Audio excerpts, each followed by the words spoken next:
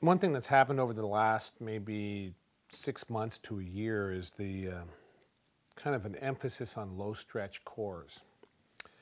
One of the key factors in a fly line obviously is the material that the plastic is sitting on. And the core on an Airflo fly line typically was either monofilament or a braided nylon. Well, Airflo came up with this really cool new core material, and they've messed with low stretch stuff and zero stretch stuff in the past, and have kind of, to be honest with you, they've kind of pushed the envelope and not always gotten it right. Now this time, stuff's pretty cool. Here's our top of the line competitor's product, kind of noisy.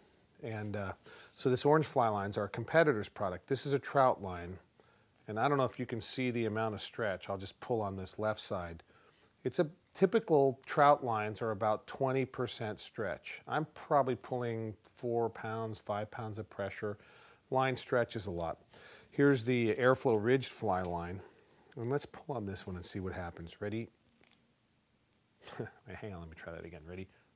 It's the same amount of pressure. I'm getting much less stretch.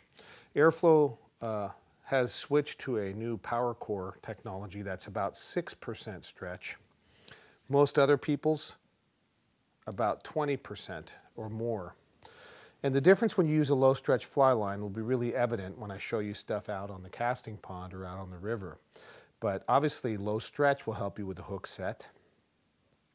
Low stretch will transfer more energy not only in the hook set but also in the cast. So when you're making your cast, you get a smoother fly line.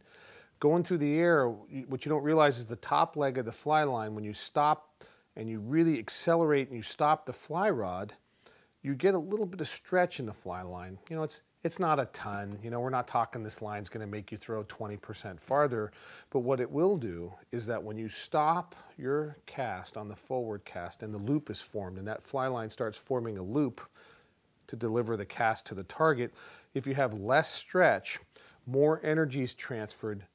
What I think is more important is that the line goes through the air a little bit smoother. Imagine if the fly line stretched a whole bunch like a rubber band. When you come forward and you stop, that rubber band super stretchy fly line wants to kind of recoil and you'll get kind of a jumpiness. And I've noticed in this low stretch technology that Airflo's been using for about 1.5 to 2 years, I've noticed that my casts are a little bit smoother than they used to be.